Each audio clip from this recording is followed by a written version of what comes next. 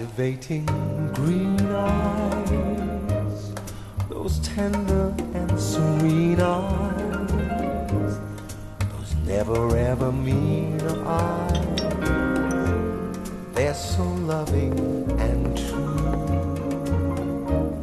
You see beneath the blue skies is reflecting your green eyes, and the trees in the woodland keep reminding me too. My heart wherein my love lies is telling me. Do you know something, Miss Marple? I rather suspect that you and I both share a secret passion. Do we, Mr. Trivs? Murder, Miss Marple. Oh. Well, I'm not quite sure that I would describe it as such. Detective stories, they get it all wrong, don't they? Always begin with the murder when the murder should come at the end, don't you think? In certain cases, perhaps. But then again... Yes, Miss Marple, I think it would be safe to say I'm pretty expert in these matters. Oh, without a doubt. Mr. Trivs, you've devoted a whole lifetime to the law. And 99 times out of 100, a murder evolves over years, with all the causes and events bringing certain people to a certain place at a certain time. All, what's the word? Converging, Mr. Trivs? That's it. Converging. Converging towards a given spot, and then it comes wallop. The 0 hour. All converging. Converging. Towards 0? Yes. Bullseye. Towards 0.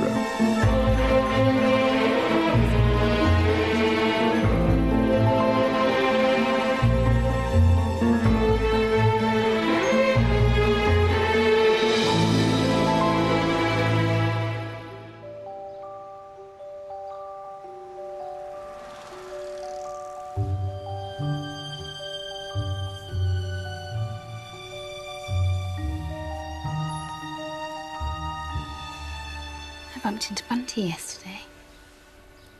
Did you? She's asked us to join them in Monty in July. But that is simply divine. It's too sickening, we can't. We can't, can we? No, we can't. I don't want to go to dreary old Devon. We have to. I owe it to Camilla. I know I've got to suck up to her a bit. It's not a question of sucking up. It's a question of affection. And piles of dosh. You know she hates me. Of course she doesn't. It's all about Audrey, I know it is. Camilla's never forgiven me. She's old. Her generation finds divorce hard to take. She even thinks you behaved badly. I did. Just because Audrey chose to make such a frightful fuss. She had a nervous breakdown. She was playing up. You have to learn to lose gracefully. You have to accept these things. She did. She divorced me so we could marry. Anyway, you two had nothing in common. She's just like a mangled old dishcloth. She gives me the creeps.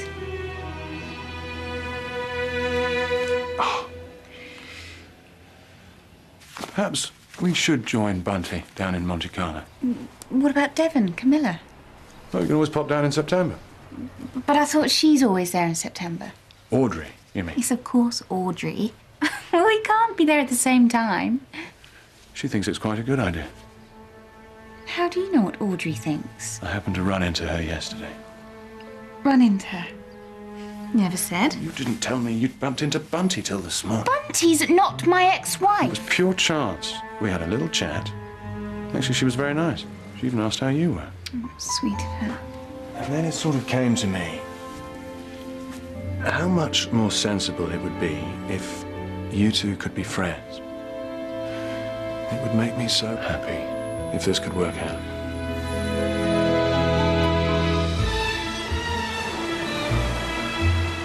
Preposterous. The boy must be barking. Does seem rather odd. Wives making friends? Oh, it's too revolting. No, it can't be Neville's idea. Must have come from that ghastly trollop he married. Well, people tend to be a little more relaxed nowadays about this sort of thing. Not under my roof. And it's only because Matthew, God rest his soul, was so devoted to the boy that I allow that scarlet-toed creature here at all. I do not like her. The way she pursued Neville until his marriage was in tatters. No, I blame her entirely for the whole thing. Well, Neville had a little to do with it. Well, of course he did, stupid boy. But if it hadn't been for that harlot's persistence... Poor Audrey. What that woman's been through. And she was so nearly such a good wife. If only she'd been a little more athletic.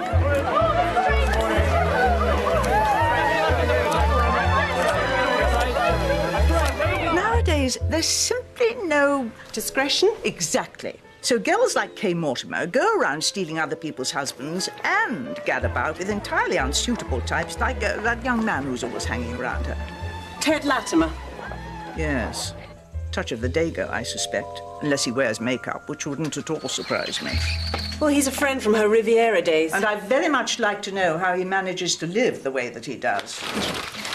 By his wits, I would imagine. Oh, I expect he'll be loafing about at Easterhead while they're here. Oh, why can't everyone leave me in peace? Old Freddie Trivs practically next door at the Balmoral Court. Thomas Royd boring us all senseless with tales from Malaya. And Miss Marple, of course. Oh, and of course, Marple. A sketching holiday, I ask you. She'll be over at Easterhead too. Marple and the gigolo. Now, there's a thought. No doubt she'll be poking her nose in everywhere. She was just the same at school and such a ghastly swat. Perhaps you'd prefer that I put Neville off. Oh, no. Let them all do what they want. With any luck, I'll be dead by September.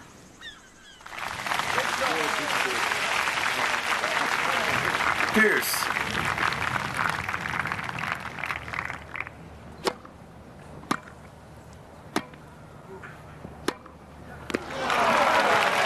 Advantage Strange.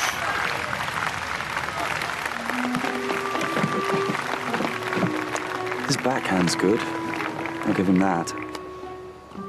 I wasn't expecting to see you here. Oh, you know me. Never miss an opportunity. And how's the devoted wife today? Absolutely furious. Pierce. Neville's got it into his head all of a sudden that Audrey and I, Audrey, mind, that we should become bosom buddies. What on earth for? I haven't the faintest idea. Have you ever heard of anything so stupid? And he wants us all to go on a jolly holiday together down to Camilla's in Devon. I don't know what's got into him. When are you going? September, apparently. It's bound to be her doing. Sneaky little cat. Don't worry, sugar. I'll be there to hold your hand. I'll book a room again at that hotel across the bay. Advantage Merrick. Oops.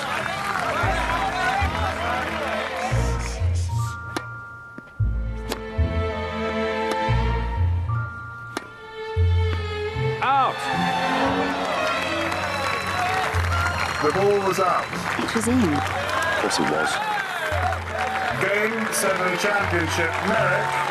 6-3, 2-6, 6-4. That's Neville's trouble. He's too bloody sporting.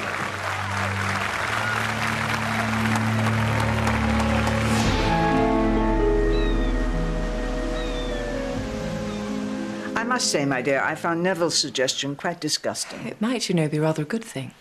But you can't want to be here with that dreadful woman. It's not that bad, and if Neville wants it. But do you want it?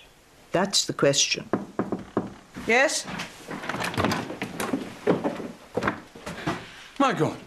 What is it? For a second there, I thought it was Rita Hayworth. Stupid child. Gorgeous old thing. Rude, horrible creature. How are you? Irresistible. We've been so looking forward to this, darling, haven't we? We couldn't wait. Hello, Camilla. Kay. Yes. Settled in? Yes, thank you. Naughty boy. This is all perfectly ghastly.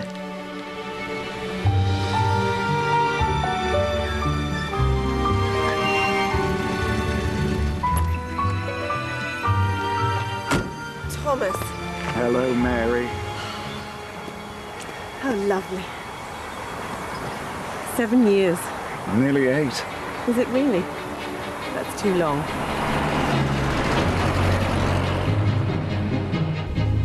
How's the plantation? Damned hard work. Rubber, isn't it? Yes, but I'm thinking of branching out into sago. Sago? Well, nothing's changed much around here. Oh, except for that vile new hotel.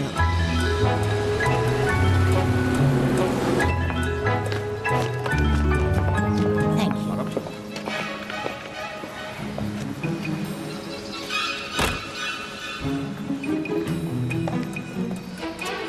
Thank you.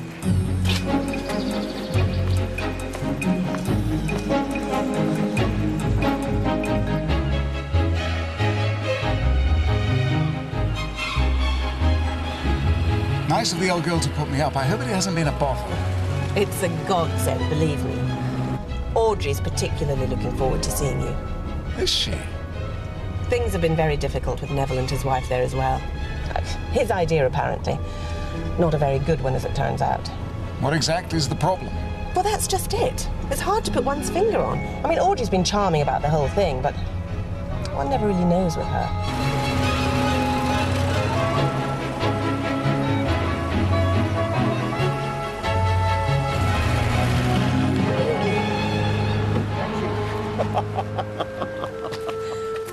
Mr. Trivs, sir. Welcome back to the Balmoral Court. Oh, Mrs. Rogers, the old gaff all spick and span. There's been a slight change of plans, sir. Oh? But I'm sure you won't be disappointed. There she is, stately as a galleon. Yes, dear old Gull's Point.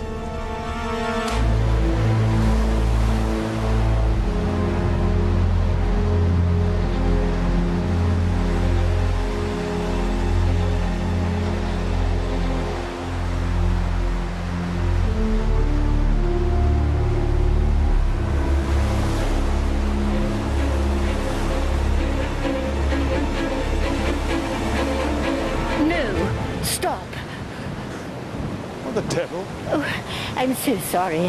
I didn't mean to startle you, but I thought... Ah. Yes, I'm afraid I've always tended to stand too near the edge. Yes, it is rather tempting, isn't it? Had to fetch this, thought I'd get some air. But Neville's strange. I know.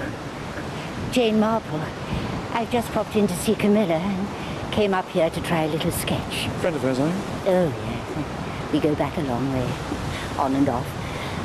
Such a pity about Wimbledon, Mr. Strange. That boy who beat you, Berwick. Merrick. Flash in the pan, I'm sure. The best man on the day. Sporting life. Oh, how fascinating. You must tell me all about it this evening. This evening? That would be nice. Goodbye then, Mr. Strange. Still the same old Thomas. Thought you might have perked up a bit. Now, Adrian, he was a bright spark. Such a waste. You should have made it to the funeral. It was difficult. There's no excuse. He was your brother. He came off the road very close to here, you know. So I gathered. Exactly a year ago. Do you know what he was doing down here? Haven't a clue. What's more, he never came to see me, which was most unlike him. So, good to be back. Your timing's not too clever, I must say. Mary mentioned that. Don't know what's got into Neville, bringing those two together. Still, it may have its compensations. What do you mean? You've always had a soft spot for Audrey, haven't you, Thomas? From the time you were children when your parents took her in. She was like a sister to me and Adrian. Oh, I think she was rather more than that.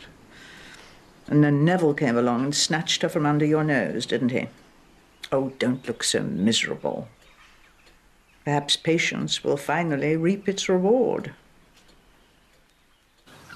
This is all I could find, the illustrated post.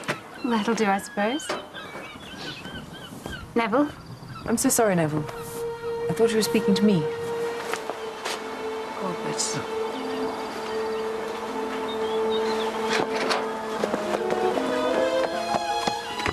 so sorry. Who the hell are you? Royd. Thomas Royd. Oh, yes. The man from Malaya. That's right. Well, if I were you, I'd go back. Pronto. Ah, Royd. Hello there. Strange. Didn't know you'd arrived. Met the wife, I suppose. In a manner of speaking. Yeah. I'd better go now.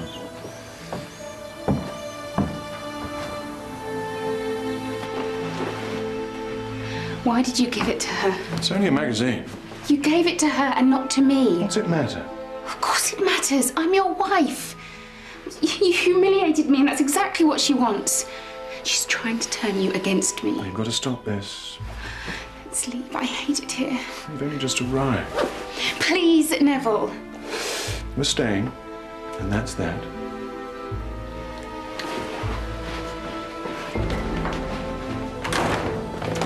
Welcome back. Miss Marple. Thank you.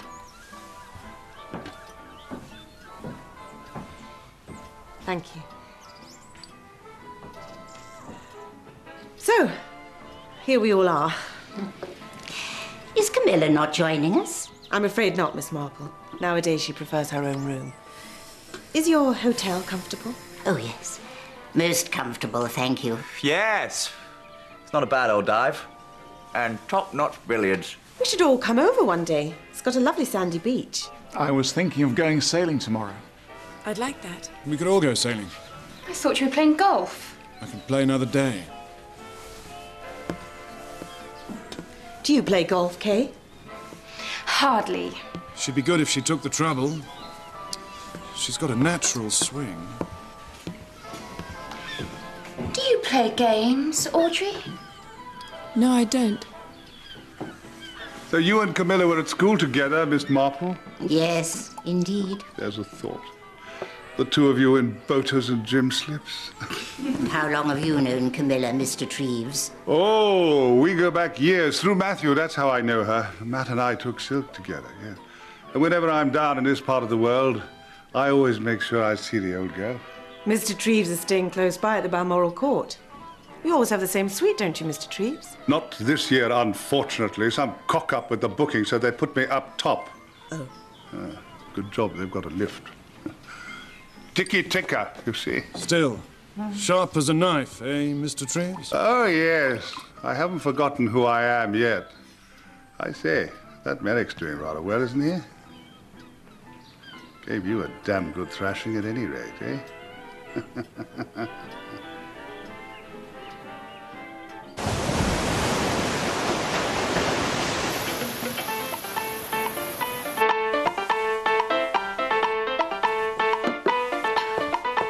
Move the table, Neville.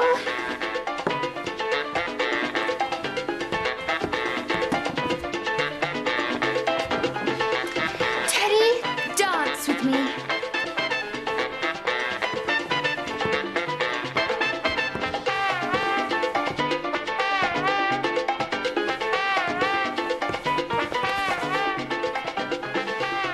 Oh, that hair flame red, unforgettable.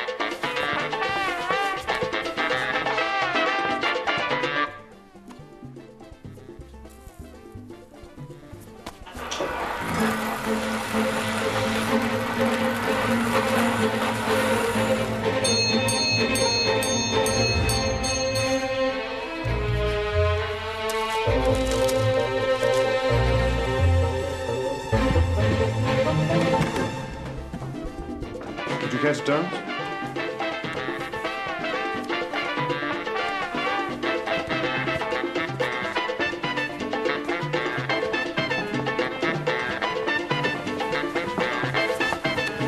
Her ladyship's compliments, Miss Marple, and she would be glad to see you up in her room. Thank you.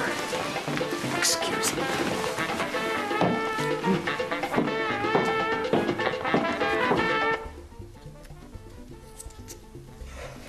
Everyone behaving themselves? Yes. It was the most delicious dinner. I expect the gigolo put that dreadful racket on, or was it the frightful Kay? They seem to be having a good time. It's not a bloody dance hall. Sketching, eh? Been at it long? Nope. But I must Always say... good with your hands, weren't you? Needlework, pottery, all that sort of nonsense. Too fiddly for me. Much prefer to be stomping around a pitch with a stick in my hand. I remember. The only exercise I get now is lifting these damn things to my lips.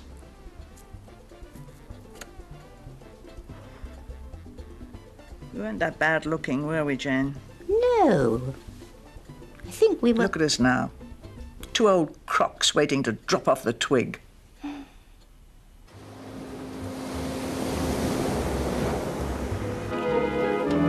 My earring.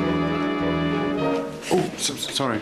Wait a second. You're pulling. Wait a second. Let me help. So, what do you think to the harem? I'm not sure. I just can't fathom how a chap could leave Audrey for Kay. It does happen. Oh, well, of course it happens. But if you were a man, wouldn't she drive you off your nut? Perhaps it won't last. He may marry again.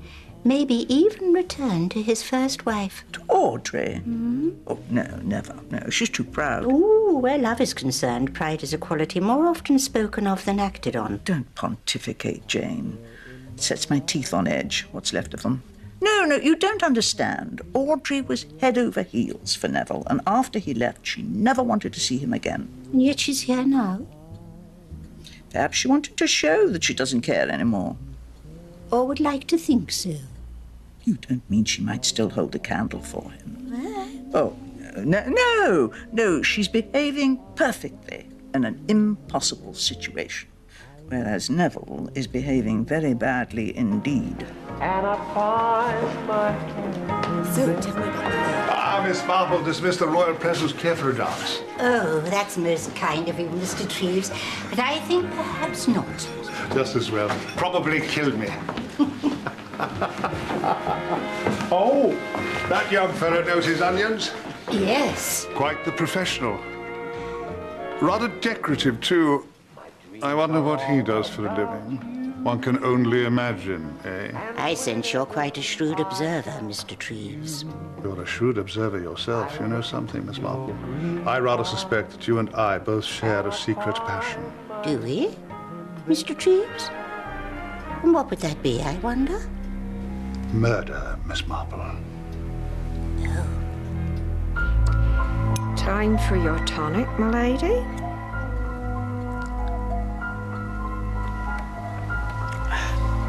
Waste disposal on the men, Barrett? Oh, no, my lady.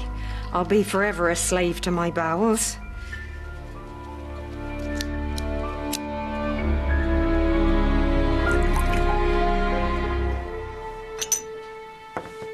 I see they've acquitted the morphine murderer. It was in the Times this morning. Morphine murderer?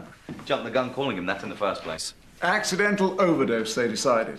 You sound skeptical, Mr. Royd. Well, it sounds pretty dodgy to me, where there's smoke and all that. I knew a case once. Oh, perhaps not. Oh, do go on, Mr. Trivs. It concerned two children. They were playing with bows and arrows, and one shot an arrow through the other one's eye, and the poor child died. A regrettable accident, the inquest concluded. Was that it? Yes. There was, of course, another side to the story. A farmer, some time previously, happened to have noticed the child who fired the fatal shot practicing. You mean it might not have been an accident at all? Well, I don't know, but it was stated at the inquest that neither child had ever used a bow and arrow before. What did the farmer do? He did nothing. Perhaps he felt the child should be given the benefit of a doubt. But you're in no doubt, are you, Mr. Trivs? It was murder, Mrs. Strange. Particularly ingenious and planned down to the last detail. What was the reason? Childish revenge for a perceived injustice. But to keep hold of that intent, quietly practicing day after day, and then the final piece of acting, with the accident and the pretense of grief, that could only stem from the wickedest mind. Well now, there's food for thought. What happened? Change of name. The child is now an adult somewhere in the world. Question is, does that person still have a murderer's heart? It was a long time ago, but I would recognize my little killer anywhere. Surely not. Oh, yes. because of a certain physical peculiarity. But I best not dwell on the subject. I shall be on my way. Oh, have another drink, Mr. Trivs.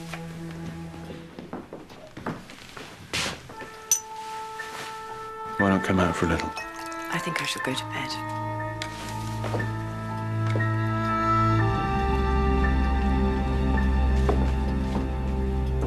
Thank you. Do excuse me. I must see that Lady Tresilian's settled. You've danced me off my feet, Teddy. Simply must go to bed. Good night, everyone. Good night, Teddy. Oh, there's a plan afoot to come to Easterhead tomorrow. Whenever you're ready, Miss Marple. That's very kind of you, Mr. Latimer. I nearly forgot. There's something I have to get from the car. What a restless young man. A friend of Mrs. Strange, I understand. Of Kay Strange, yes. Confusing, isn't it? Having two of them in the house. More uncomfortable, I would imagine, for the original Mrs. Strange. I expect so. You were brought up together, weren't you? You and Audrey Strange. Yes. Oh, you must know her well. Why did she come, Mr. Royd? I suppose she didn't like to refuse. I wonder why he would be anxious for such a reunion. I really don't know. It's stupid of him, if you ask me. Oh. Good night. Good night. I'm so sorry about that. Your coat, Miss Marple.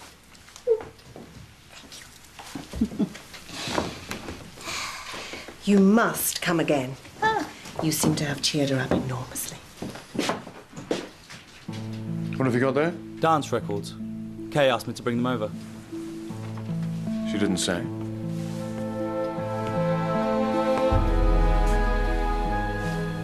Ted? We'll make a move. Motor's out front. Goodbye. Trivs. Mr. Trivs.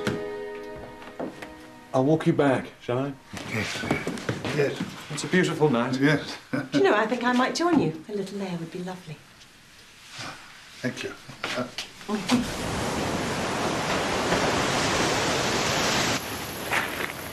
Delightful evening. Miss Alden. Most instructive. Instructive? Hear that, man? Yes. We old fogies, you know, notice quite a lot. You don't have to tell me, Mr. Trivs. Oh, Thomas, you gave me a shock. Been down to the ferry for a bit of a walk.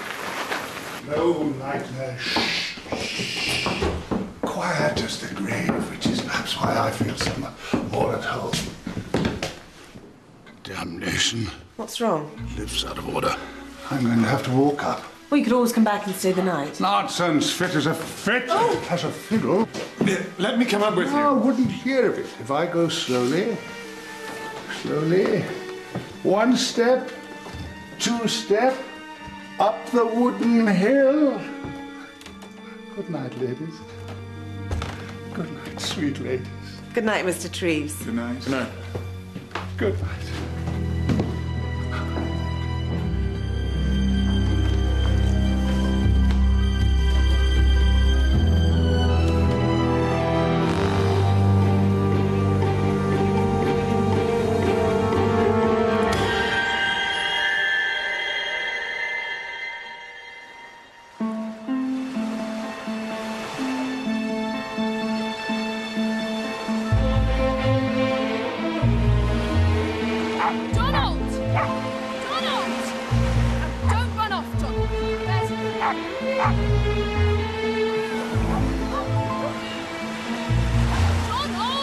Such an odd story Mr. Trivs told last night, wasn't it? The child and the bow and arrow. Yes. Sent a shiver up my spine. He's such a funny old stick. Oh, Ted. Kay and Ted go quite well together, don't they? I suppose they do. They like the same things, have the same opinions. What a pity. What? Well, I was going to say what a pity it was she ever met Neville.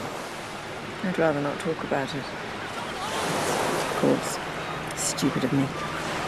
I'd hoped maybe that you got over it. There's nothing to get over. I hope they'll be very happy together. Well, that's very nice of you. It's nice, it's the truth. It's all over now. How's your walk, darling? See you later, Teddy. You know, I actually find them rather exciting, Kay and Neville. They lead such different lives from me. I quite envy them. And even you, with all your unhappiness. I've had experiences that I should probably never have. I envy you too. I really do. It can't be much fun for you. Living with Camilla. Well, I'm well fed, comfortably housed. Thousands of women don't even have that.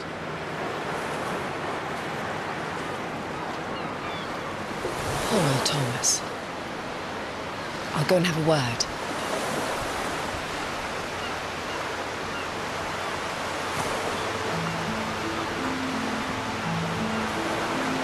Please don't. Please, be my guest.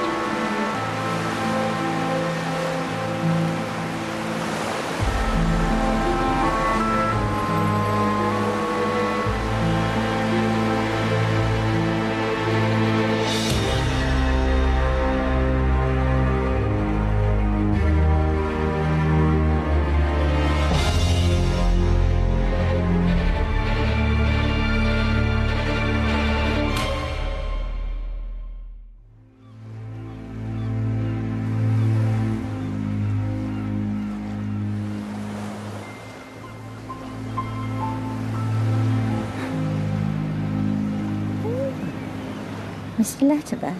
May I? Of course. You've been deserted, I see. Yes. She's been claimed by her legal owner. You enjoying yourself down here, Mr. Latimer? As much as I'd enjoy myself anywhere. They don't like me, Miss Marple. The Gull's Point mob. I'm an outsider, see, and they don't take to outsiders. You don't take much to them, I suspect. What is it particularly you don't like about them, Mr. Latimer? They're smug. That's what I don't like. Really pleased with themselves. Shut off from the common herd. Oh, I'm sorry you feel like that. It's true, though. Perhaps they may from time to time appear, as you say, somewhat smug, but really, you know, inside, I'm sure they're quite human. Whatever their faults, I don't believe malice to be one of them. You're not very happy, are you? Have you always been in love with her? And she? Thought so. Until Strange came along. And you're still in love with her?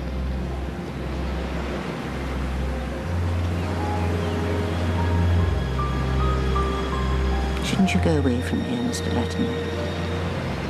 You're only letting yourself in for more unhappiness.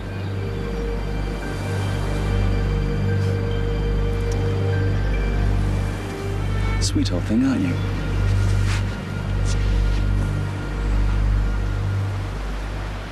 By the way, I've got your earring. Oh, good. I hate being without earrings. Why is that?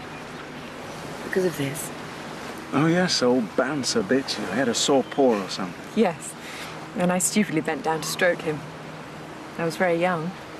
It was just after your family took me in. It was quite nasty, but you can hardly see a thing now. But still, I know it's there.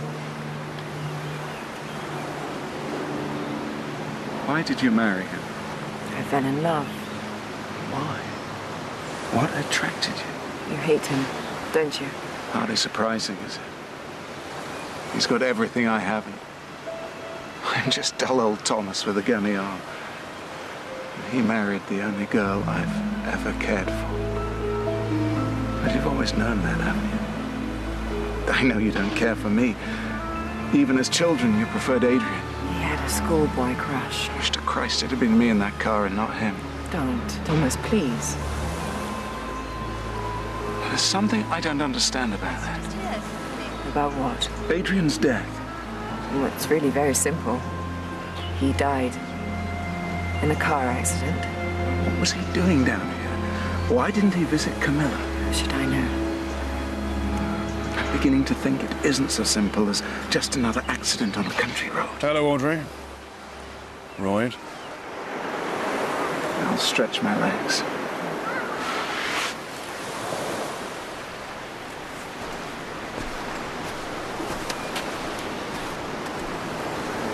It is all right between us, isn't it? Yes, of course.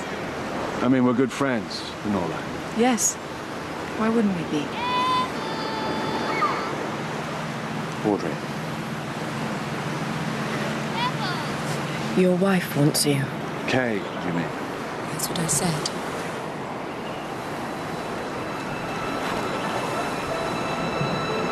You're my wife, Audrey.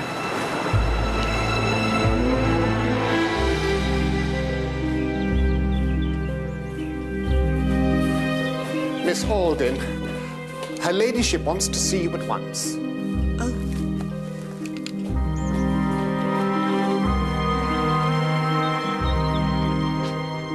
Oh, Mary, I'm so glad you're back. Camilla, what is it? It's Freddie Trivs. He's dead. Dead? Yes, isn't it terrible? It was so sudden. He must have collapsed as soon as he got back to the hotel last night. I can't believe it. He had a weak heart, of course, but there was nothing wrong with dinner, was there? I don't think so. Would you go to the Balmoral Court and ask if there's anything we can do? Yes, of course. And take Thomas with you. He might be useful. I gather Mr. Trivs was dining with you at Gull's Point last night. Yes, Doctor. How did he seem? Very well. This heart business. You just never know when it's going to hit you. I had a look at his medication, and it was clear he was in a pretty bad way. He was always so careful. I'm sure he was, Mrs. Rogers. But any extra strain, however slight, and bingo. But such as walking upstairs. Absolutely. Although I'm sure he would have avoided that. Oh, yes. He always used the lift, always. But except last night. What do you mean, Miss Alden? Well, the lift was out of order, wasn't it? No, it wasn't. Hasn't been out of order for weeks. What a terrible thing. Perhaps it was some sort of misunderstanding or a practical joke. It's not very funny. One of the guests, or maybe one of the porters. Poor Mr. Trivs. Well, as the doctor said, he did have a very weak heart. You bastard!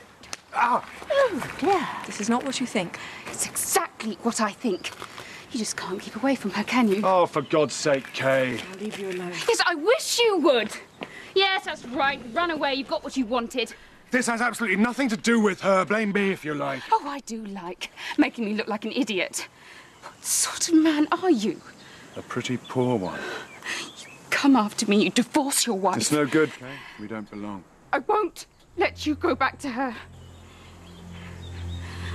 I'll kill you first. And her too. I expect you'll be glad when things get back to normal.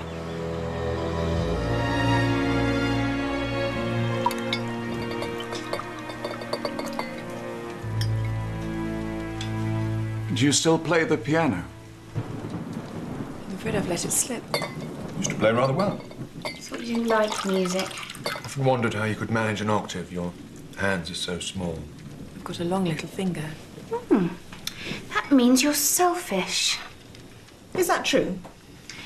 Yes, it is. If you're unselfish, you have a short one.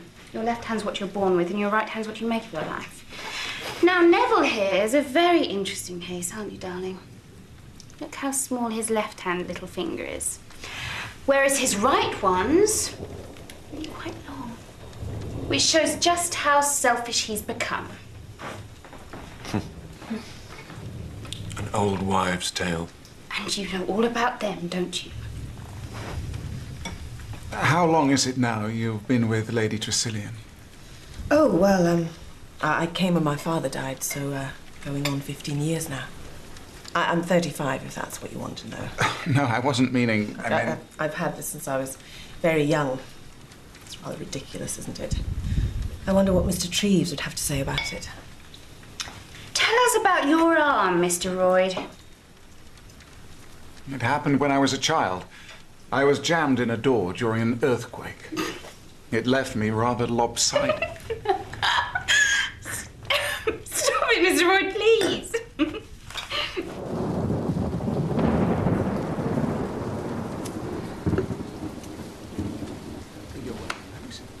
I think I might pop over to Easterhead, catch Latimer for a game of billiards. Will you take the car? No, ferry. It's pouring. I know. I'm going to bed. What a killing head. Good night. Good night.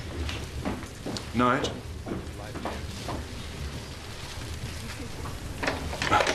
Better be on. If you please, sir, Lady Tresiliyan would like a word.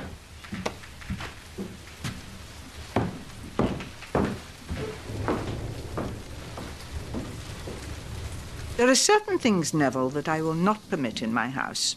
Now, I have no wish to listen to anybody's private conversations, but if you and your wife insist on brawling in full view... Sorry about that. You wish Kay to divorce you so that you and Audrey can remarry, is that right? Just a gist of what you've heard. I will not allow it.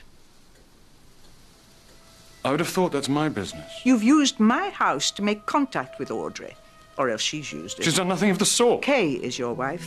She has rights of which you cannot deprive her. You've made your bed, now lie on it. It's got nothing to do with you. It has everything to do with me.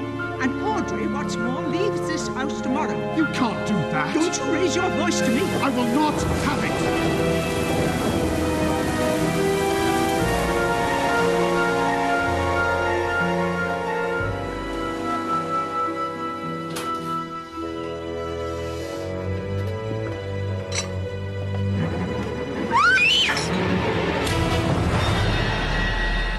The first blow smashed the bone and killed her.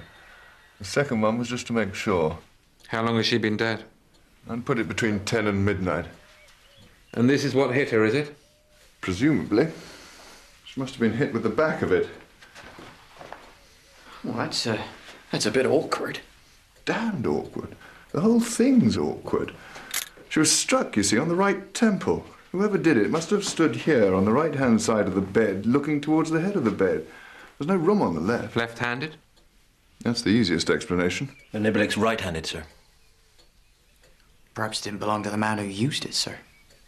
Supposing it was a man? It's heavy enough for anyone to have landed a terrible swipe. But you couldn't swear this was the weapon, could you, Doctor? I'd need to analyse the blood and the head. Do you think she was awake when she was hit? She looks fairly astonished. Unless she slept like that. Oh, lovely set of prints, sir. Obliging chap. He leaves you the murder weapon, good set of prints. It's a wonder he didn't leave you his card. I'd better see to Barrett.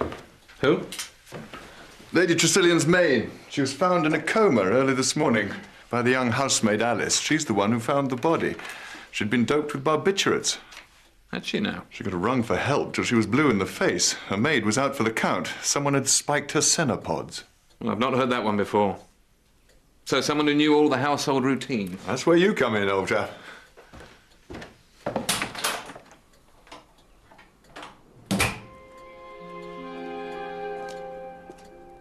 Do you think someone could have handled this with gloves on after the fingerprints were made? Not without smearing them.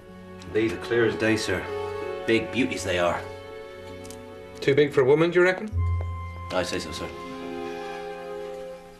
That bell pull. I'm quite fit.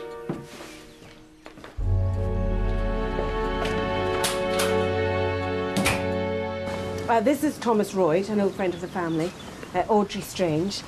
And this is Neville Strange and Kay Strange, Neville's wife. Morning. And this lady? Oh, I'm sorry, this is Miss Marple. Jane Marple? Yes. Good morning, Superintendent. I don't believe we've met. No, madam.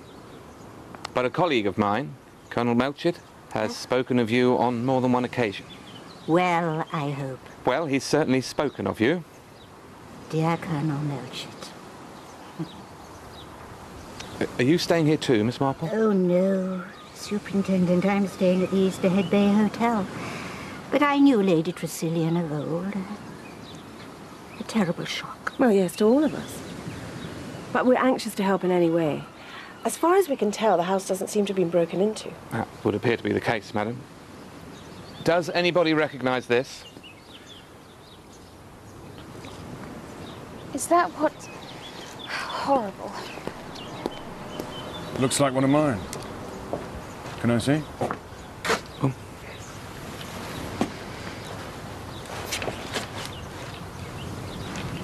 Yes, it is. Golf as well as tennis, sir. Yes. I saw you at Wimbledon. My daughter's a great fan of tennis. Particularly keen on that Merrick chap. Certainly knows how to hit a ball, doesn't he? So, ladies and gentlemen, if you've no objection, we'd like to take your fingerprints. It's purely a matter of routine, you understand. If you'd care to make your way into the study, you'll find Detective Sergeant Jones waiting in there with his kit.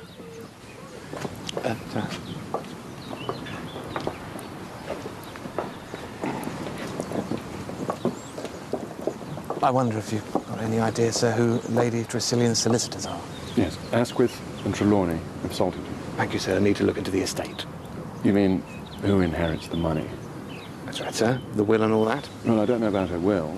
I don't think she had much of her own, but as to the bulk of her property... Yes, Mr. Strange? It comes to me and my wife, under the will of her late husband, Sir Metju. He was my official guardian, you see. He and Lady Tresilian looked after me when my parents died. He left the estate in trust for his wife only during her lifetime. Any idea of the amount? Not offhand, no. Somewhere in the region of 100,000. Each?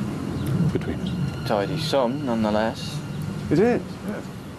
Although, I've plenty of my own.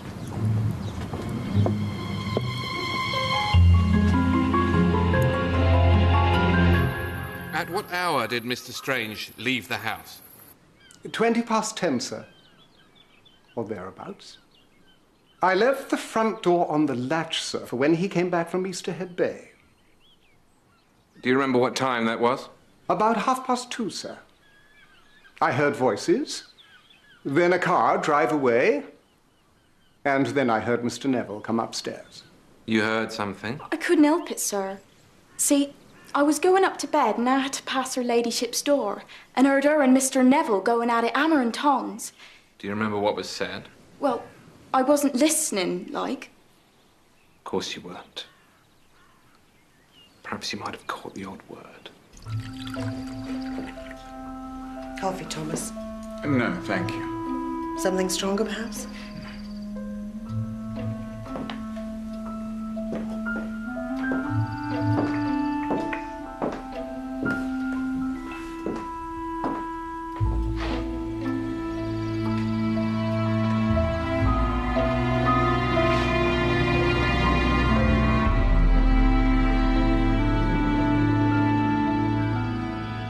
Where'd you find this? Bundled at the bottom of Mr. Strange's wardrobe. And look at this. Looks like blood to me. And it's spattered all the way up the sleeve. Well done, Williams. And there's something else, sir. Red hairs, see? Here on the cuff. And there's brown hairs on the collar and right shoulder there. Well, well. A regular Bluebeard, our Mr. Strange. His arm around one wife and the other wife's head on his shoulder. And look at this, sir.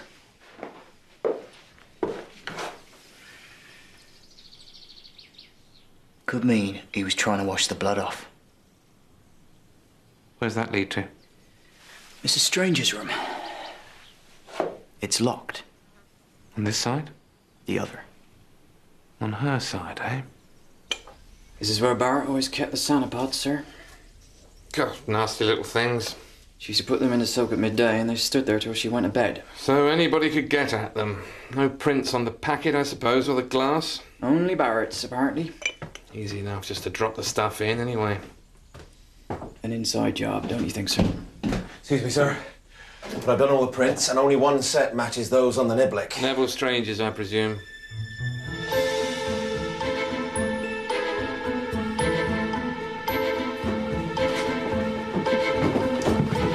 Planning your escape, Miss Marple?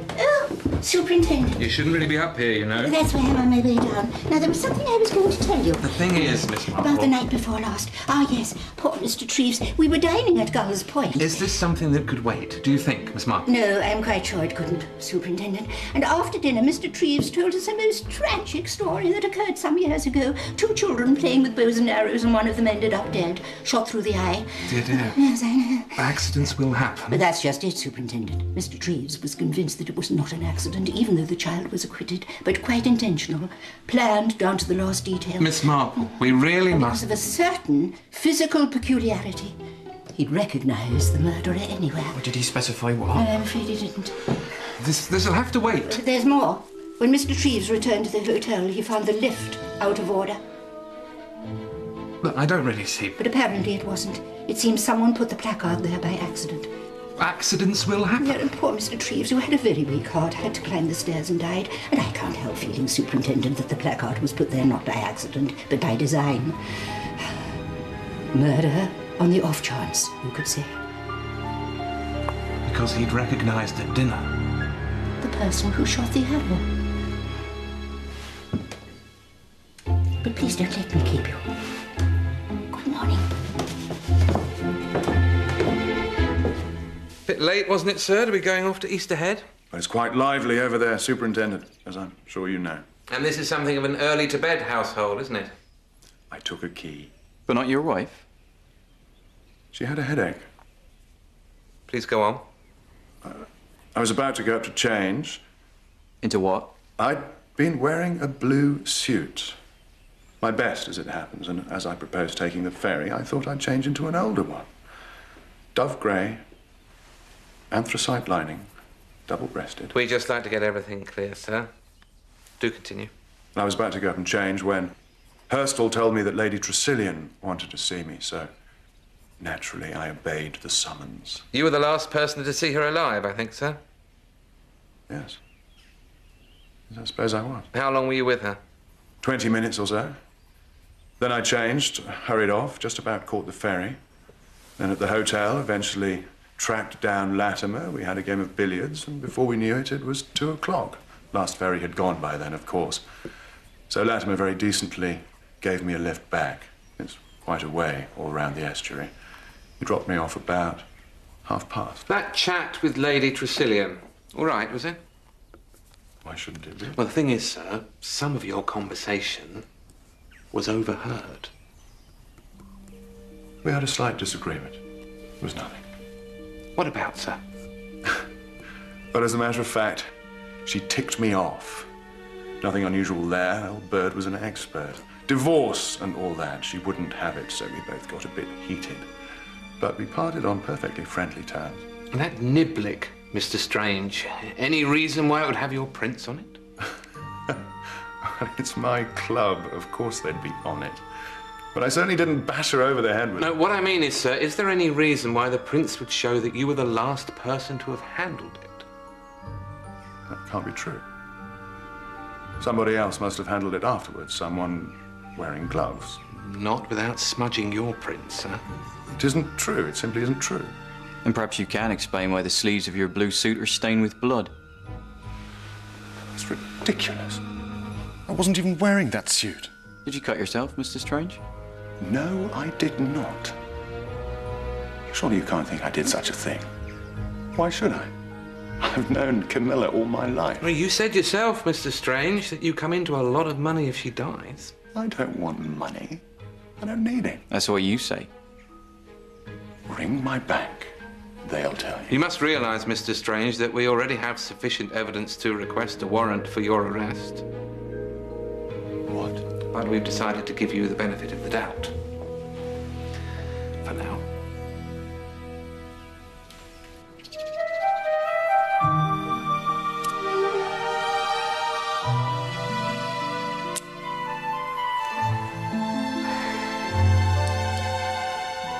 I had a headache, so I went to bed early. The next thing I knew, that wretched girl Alice was screaming the house down. Your husband, Mrs. Strange, did he happen to pop in to see how you were before he went off for the evening? No. So you didn't see him from the time you went to bed until you got up this morning, is that right? Yes. I noticed the door between your rooms was locked. Who locked it?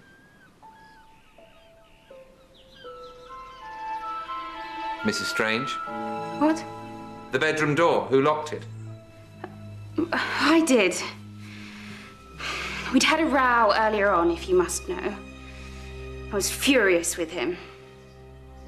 Absolutely furious. Oh, dear. What was all that about, then? That bloody woman. It's all her fault. She's making him behave like a perfect idiot. And which woman would that be? His first wife, for goodness sake, Audrey. She got him down here in the first place. Neville says it was his idea, but it wasn't. It was she who put the idea into his head and made him believe he'd thought of it himself. Why would she do a thing like that? Because she wants to get her hands on him again. She's never forgiven him for running off with me. And this is her revenge. She's got him wrapped around her little finger. Why didn't you object to coming here, Mrs. Strange? Because it would have looked as though I were jealous. Aren't you? Well, of course I am. I've been jealous of Audrey from the start. And Neville's always felt guilty. Could never quite forget her. Anything you'd care to add, Inspector?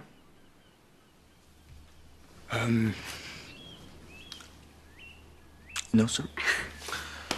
Well, thank you, Mrs. Strange. We have to ask a good many questions, especially with your husband inheriting so much from Lady Tresiliyan. £50,000. As much as that? Oh, very generous. We get it from old Sir Matthew's will, don't we? You knew all about it then? Oh, yes. He left it to be divided between Neville and Neville's wife after Lady Tresiliyan's death. I must say I didn't like her. Probably because she didn't like me, but it's too horrible to think of someone coming along and cracking her over the head. It wasn't Neville, Superintendent. I'm sure of it. What makes you so sure, Miss Alden? Just doesn't like him. That's why. I understand he's had a few problems, Miss. It has all been rather difficult. And it was his idea to have this little get-together. So he says. But you don't think so? I've always thought that someone else put it into his head. Like who, Miss Alden? I don't know. I really don't know. Do you know that Lady Tresiliyan has left her maid Barrett a legacy? Yes, I did. And that she left you one too? Yes. Do you know how much? Enough to live on. Lady Tresiliyan was aware of how very little I have of my own. I always come here in September, and my husband, my ex-husband, wanted to come too, and asked if I'd mind. It was his suggestion? Yes. Not yours? It was his suggestion. And you agreed? One doesn't like to be disobliging. But you were the injured party? Yes. And you don't feel any rancor against him? Not at all. You have a very forgiving nature, Mrs. Strange. You're sure, are you, that this meeting was not your idea? Quite sure. Are you on friendly terms with the present Mrs. Strange? I don't think she likes me very much. Do you like her? I think she's very beautiful. Well, thank you, Mrs. Strange. It's most helpful.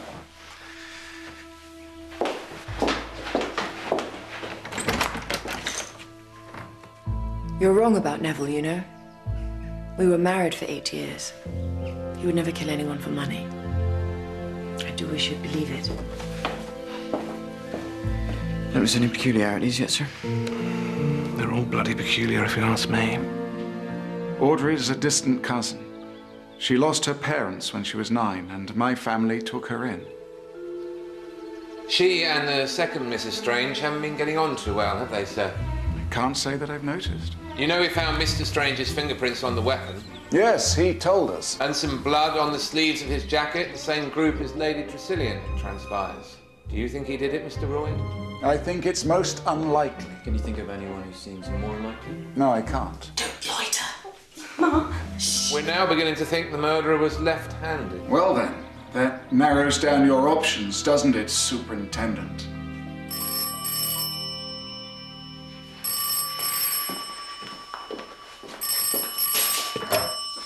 Tipping. We're on our way. I'd taken my senner and was getting into bed when my lady's bell rang. Did you notice what time it was? 10:25. Then, as I went down, I spotted Mr. Neville on the stairs. He was just going out. Did you see what he was wearing? His grey double-breasted. He did look worried. Then I went into her ladyship and she was so drowsy, poor dear, she couldn't remember why she'd rung. And that was the last I saw her. Is there anyone who doesn't like you very much, Mr. Strange? I don't think so. Someone you might have injured in any way? Well, there is one person, my first wife, Audrey. Ah. But I can assure you she doesn't hate me. She's behaved like an angel. You're a very lucky man, Mr. Strange. I can't say I'd like the case against you, but it would have stood up in court. Probably hanged you. Sorry, I don't understand. After you left her last night, Lady Tresiliyan rang for her maid. Then Barrett must have seen her... Alive and well.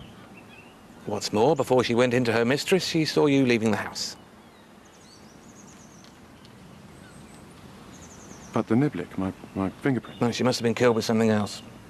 The club put there to throw suspicion on you, except because you're right-handed. You sure there's no one who'd like to see you hang?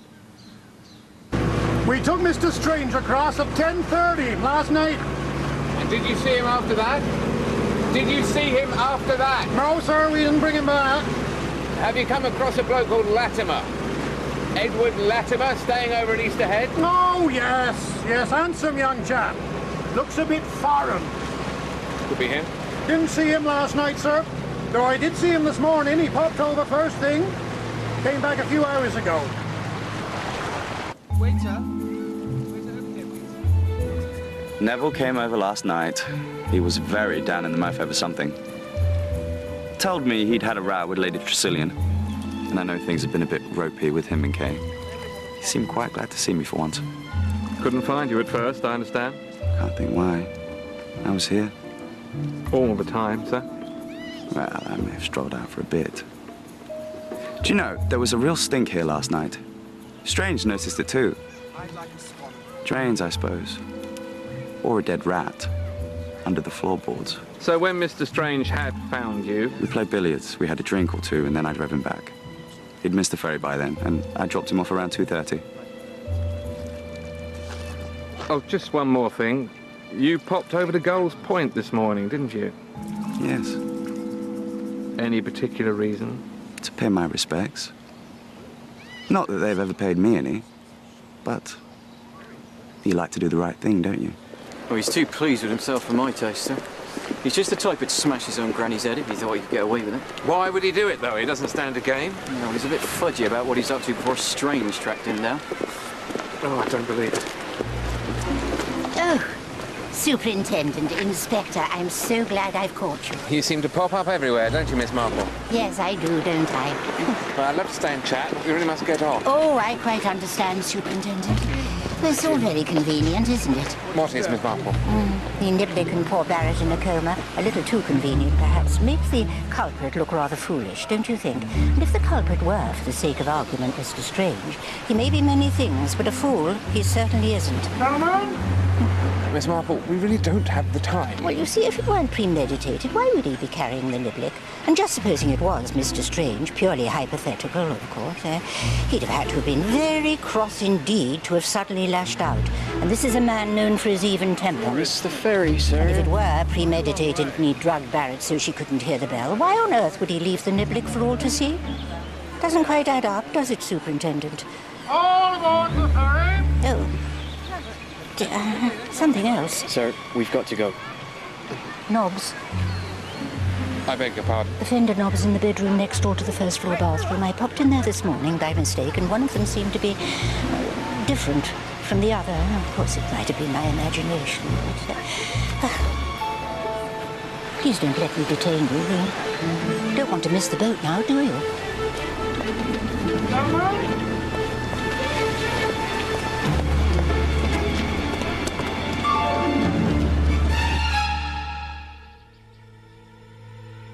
That's it. That's what she meant. The left one is brighter than the right.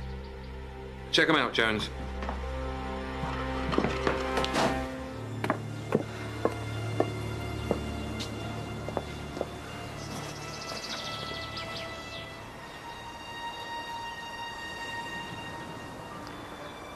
I'm worried, Thomas. Really very worried. Mr. Trivs. Why are you worrying about him? Well, I've been wondering. That story he told about the child who shot the arrow. Well, why exactly he told it? There's print on the right-hand one, sir, but none on the left. Then this is the one we want. Those prints will be the maid's, which means this one has been cleaned twice. Look, sir. Blood. I've been trying to remember. He told it so very deliberately, and he said he'd recognize the person, as though he already had. I mean, why should he do that? You don't think he knew Camilla was going to be murdered, do you? I don't think that's very likely.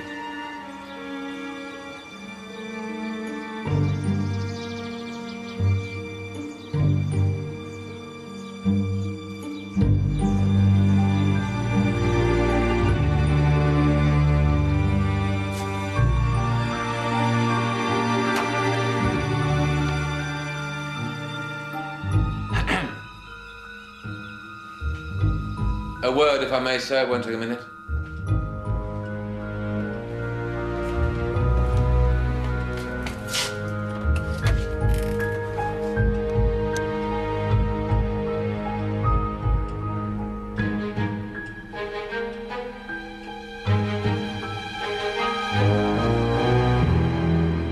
You inherit, as I understand it, half the late Sir Matthew's estate. Am I right, sir? Yes, that's right. Who inherits the other half? I told you, my wife. Yes, but which one, Mr. Strange? Audrey, of course. She was my wife when the will was made. The bequest is quite simply worded. Our divorce makes no difference whatsoever. I take it Mrs. Audrey Strange is fully aware of this? Yes. And the present, Mrs. Strange? Kay? I expect she is.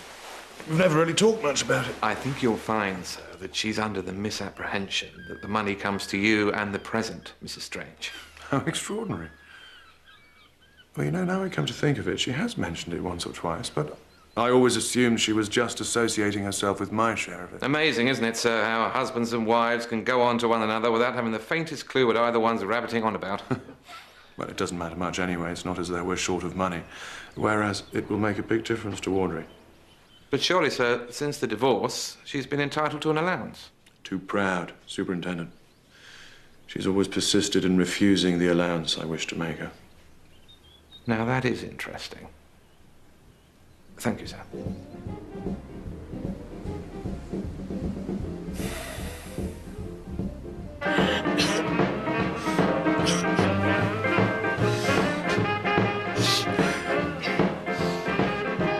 What the hell are you looking at? Sorry. Always lurking around, aren't you? I didn't know you were in here. Bad smell. Oh, she's got it down to a T, that pathetic little look. And Neville's fallen for it, hook, line and sinker. No, Kay, that's not it. Well, you won't get him. And you won't get his money either. You got it all wrong. I've got you bang on from the start. You're a scheming little bitch. And the sooner you get out of our lives, the better. Audrey, no! No, you don't. What are you doing? I was just... I was... Oh, my poor darling. There's nothing I want anymore. You're so unhappy, aren't you? You're shivering. Audrey, I understand.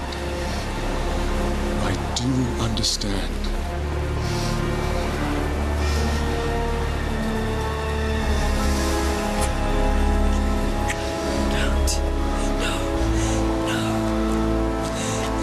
Be mine until the day you die.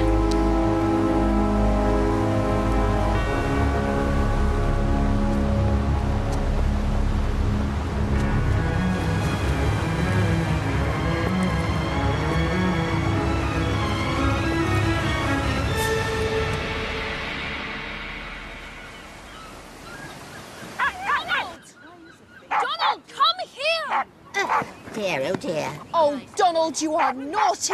Down! Oh, dear. He's very excited, isn't he? I'm so sorry, Miss Marple. He just seems to be getting worse and worse.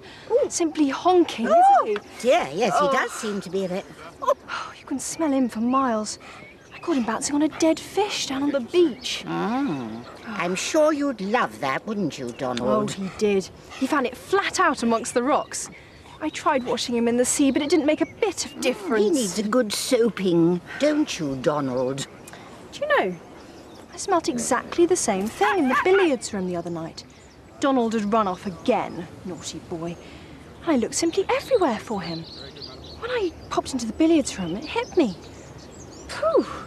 I still couldn't find him. Which night was that, Miss Brinton? Oh, I can't remember exactly. But that nice Mr. Latimer was there, with the tennis player. Swoon. The same smell, you say? Oh, Donald, really? Oh, Donald, behave! Oh, I'm so sorry.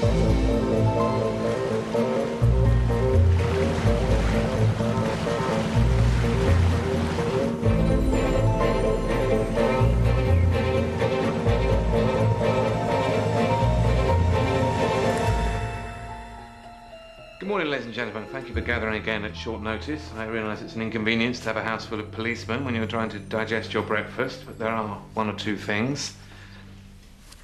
Who does this belong to? Is it yours, Mrs. Strange? No, it isn't mine. Miss Alden? No, it's not my colour. And it's certainly not mine. You sure it isn't yours, Mrs. Strange? Perhaps you'd like to try it on. And she's already told you, Mallard, it isn't hers.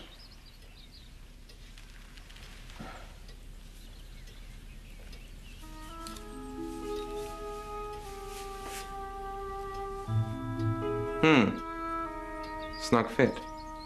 Maybe it is mine. I'm always losing them. It probably is yours, Mrs. Strange. I found it outside your window, pushed down into the ivy along with its pair. Look here, Superintendent. I don't have a word.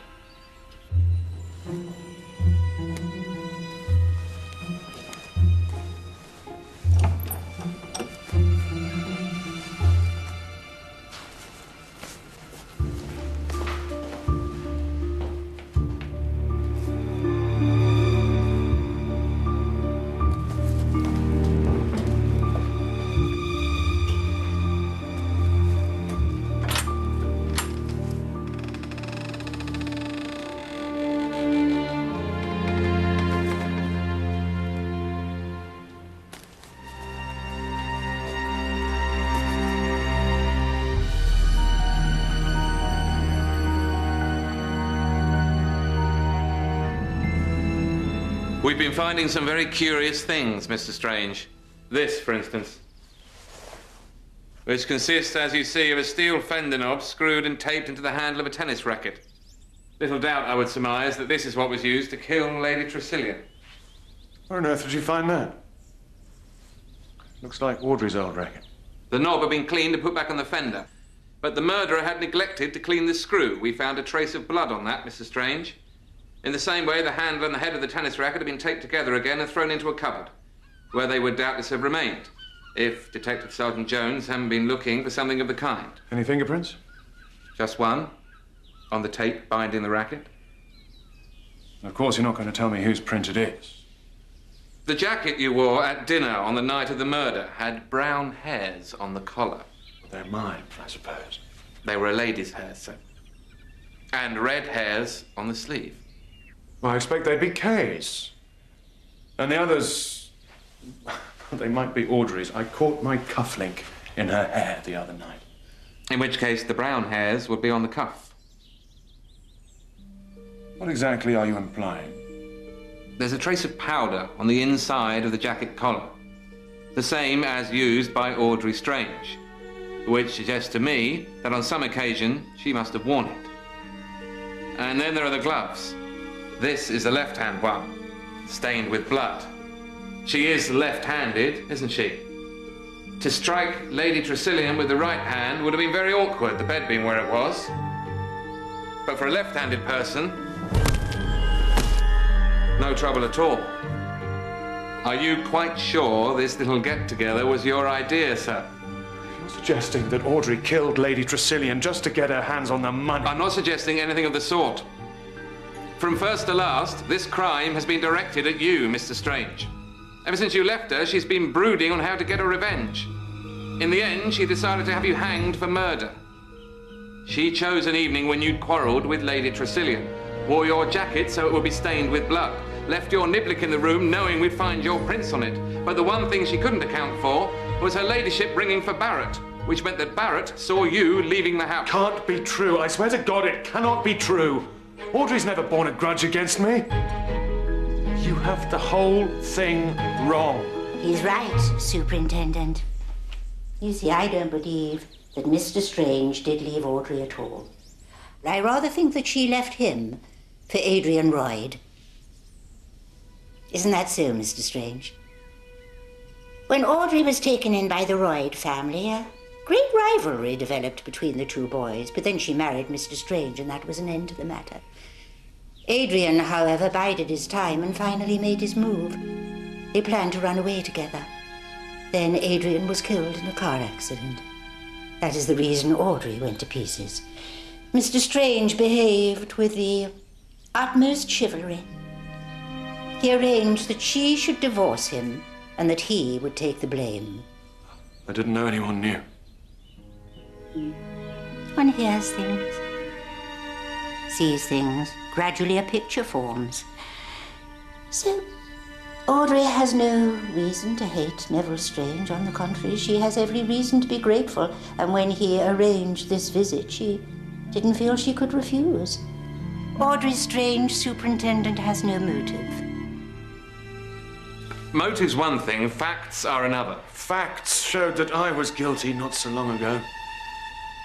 Am I being asked to believe that there's someone who hates both you and Audrey Strange? Someone who, should the plot against you fail, have laid a trail that led directly to her? Do you know of such a person, Mr. Strange? Do you, Miss Marple? Superintendent, may I have a word, please? In private.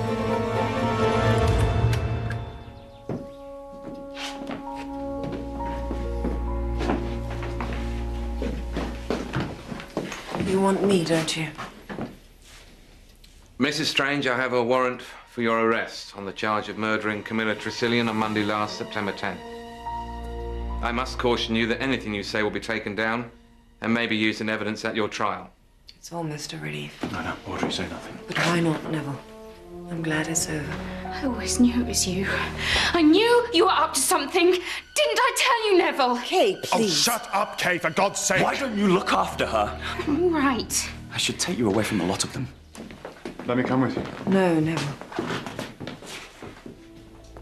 You stay. Is there anything I can do, Audrey? Dear Thomas. I better call my solicitor. Of course, Mr. Strange, but first there's a little something I have in mind.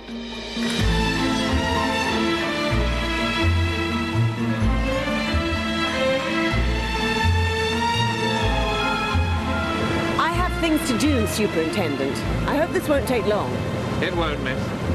I wish you'd tell us what you're up to, Mallard. Will do, sir.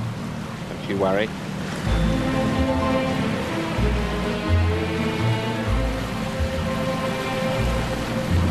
It's sick. Deep breaths, Mrs. Strange. Very good for nausea. Well, ladies and gentlemen, what a very odd case this has been. One of the oddest I've ever known. And in keeping with the pervading oddness, I'd like to ask Miss Marple here to take the floor. Miss Marple. Thank you, Superintendent. What the hell is this? A WI meeting? The sooner you shut up, Mr. Latimer, the sooner we can get back. I'll be as quick as I can, I assure you. Poor Mr. Trivs, the night he died, said something quite pertinent. The detective stories usually begin with the murder itself, but from his long career at the bar, he'd observed that murder usually comes at the end. 0 hour, he called it, and it's 0 hour now. Lady Tresilian's death, you mean? No, Miss Alden, not Lady Tresilian's death. I am talking of the murder of Audrey Strange. You see, this is a crime that has long been planned down to the smallest detail, with one object and one object only. That Audrey Strange should be hanged by the neck until she was dead. And very cunning it was, too. First, there was the faked evidence against Neville Strange. Which we were meant to see through. Yes, indeed, and having been presented with one lot of faked evidence... It wasn't thought likely we'd consider a second edition. But when you come to look at it, all the evidence against Audrey Strange could have been faked. The weapon taken from her fireplace, the gloves hidden in the ivy, the prints found on the roll of tape taken from her room. And then there was the way she behaved when she was arrested. Practically admitted her guilt, didn't she? But if Audrey was a victim, why arrest her? I have to do my duty, sir. We have to act on the evidence, and at the time there was no evidence to the contrary. Until Miss Marple came along. Quite by chance, I was, chatting to a fellow guest at the hotel, a young lady by the name of Diana Brinton. The girl with that pesky little dog? Yes, Donald. Donald? A pleasant young girl, but possessed of rather a fanciful imagination. She reads a lot of historical novels, you see.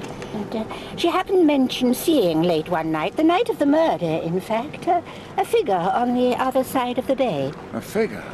What exactly do you mean? Well, a figure. A figure getting out of the water and climbing a rope which hung from a window up there. Well, I, of course, thought nothing of it. It was late at night. She may have been half asleep, and as I say, she has an active imagination. But in the light of later events, I began to think there might be some substance to what she'd said. So it was an outsider after all? Someone who came from the other side of the river, yes. Someone who wasn't seen between 10:30 and 11:15 that night, and who might have swum across and back. Hey, Mr. Latimer. But I can't swim. Everybody knows I can't swim. Kate, tell them.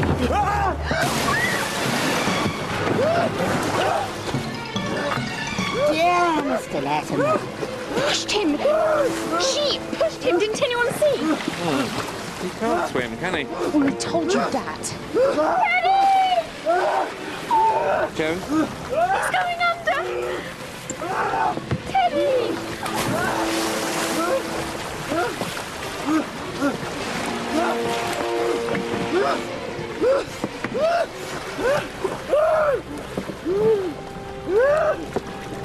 Teddy. Oh, Teddy. Oh, Teddy. See what you've done. Are you all right, Mr. Latimer? Of course he's not all right. You might have killed him. No chance of that, Mrs. Strange. Jones here is highly proficient in the life-saving department. And look on the bright side. At least it's eliminated him from our inquiries. And it can't have been Mr. Royd climbing that rope because of his arm. Which brings us to you, doesn't it, Mr. Strange? Are you seriously suggesting I swam across the river, climbed into the house, killed Lady Tresiliyan, and then swam back again? Yes, we are. Simply extraordinary. And what about the rope? You left it there yourself before you caught the ferry. So, in other words, I framed myself, did I? I rather think you did. Priceless. Absolutely priceless. And why the hell should I want to kill Camilla? You didn't. But you did want to hang the woman who'd left you for another man, and the fact that it entailed killing a woman who'd been something like a mother to you didn't seem to worry you in the least. You're a bit unhinged, aren't you? I'm not the one who's unhinged. Have been ever since you were a kid. I looked up that old bow and arrow case, see? It was the same then, wasn't it? Anyone who does you an injury has to be punished. Flicked you on the raw, didn't it, when Audrey left you? So you had to think up something special for her, and what better than to get her hanged? Pity you didn't have the brains to pull it off. All that niblick stuff. Powder on the collar, hair on the cuffs. We knew what you were up to all along. Laughing into our sleeves, weren't we, Miss Marple? I'm afraid it was all rather childish, but you see, like so many murderers, you thought you were being so clever, when in fact you were being really rather stupid. Stupid? Stupid? It was the perfect plan. Worked out to the last detail, and you never would have guessed it if you, Miss Marple, weren't such an insufferable busybody. Watch it, Strange. And if that old fool Trivs hadn't set you all thinking. Because he recognised your long little finger, didn't he, Mr. Strange? Which is why you rushed round to his hotel and put the sign on the lift, knowing full well the state of the poor man's heart. He deserved it. And so does Audrey. She deserves everything she's going to get. How dare she run off and leave me? Me! For that miserable little bastard, Adrian Royd. He shall hang. You've got to hang her. And I want to be there to hear her lousy neck crack. I was afraid of him as soon as we were married. A word or a look. But then I'd fancy I'd imagined it and that I was mad. And so it was for years, until Adrian reappeared and told me he still loved me, and suddenly my world fell into place. We were planning to run away together. And that's why he was down here just a year ago. But the day I went to meet him, he never came. Killed in a crash. And I can't help thinking that Neville had something to do with it. I think you might be right. Neville was very solicitous, said no one need know, and that I could divorce him. I felt so grateful, but I never felt I'd really escaped. When he suggested we should all come down here, I couldn't refuse. The story Mr. Trivs told, the out-of-order sign on the lift, even when Camilla was killed, I didn't make the connection. When did you realize? When he was cleared. I saw him looking at me, and I knew. And you, Miss Marple? One thing, then another. The smell in the hotel, for instance, which that girl recognized in the billiards room when Mr. Strange was here. It suddenly came to me perhaps he himself was the source of it, and I could only think of one way in which he would have come into contact with a dead fish.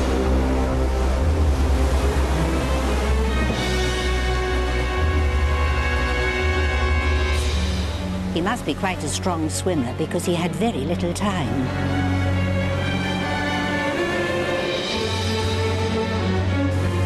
My theory was confirmed when I saw a piece of wet rope in the box room. Then, after he'd got back into the house, he put on his other suit, took the weapon which he had fixed beforehand, and made his way to Camilla's room.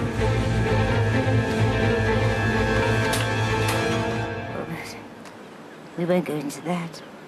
Then, he slipped back out of his clothes, down the rope, swam back here to meet Mr. Latimer. Then after Mr. Latimer had driven him back, he had all night to clear up his traces and set the scene.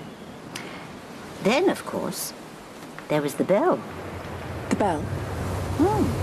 By Camilla's bed. I nearly got it the morning after the murder, when I saw a window pole and the bell wires on the ceiling.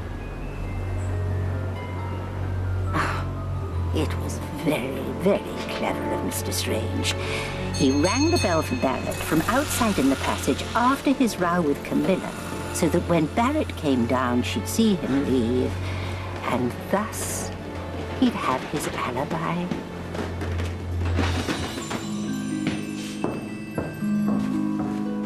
Poor Camilla didn't know what she'd rung for because she hadn't rung at all. He struck her. Backhanded, by the way. His backhand was always his strong point. Good morning, Miss Marple. Good morning. Oh, Donald, come here. Is that the girl who saw Neville climbing the rope? Yes, it is. If it weren't for her, I must thank her. No, my dear. Don't move. I've nearly finished. It was raining, wasn't it? The night of the murder? Yes, it was. If you just, She must have awfully good eyesight. Yeah. Perhaps she eats her carrots. Miss Marple. Well, As the superintendent says, the police have to act on evidence, so I thought I'd help them along a bit by suggesting there was a witness. Fortunately, Mr. Strange's confession has rendered that redundant. So what you imagined actually happened? Do you have a gift for this sort of thing, Miss Marple? You know, sometimes I think I do.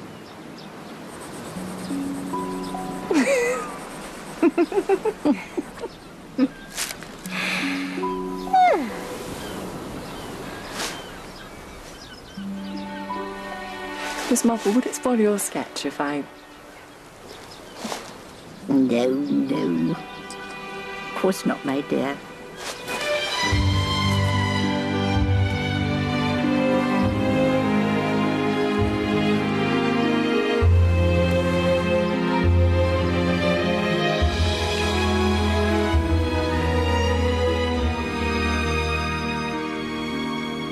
In fact,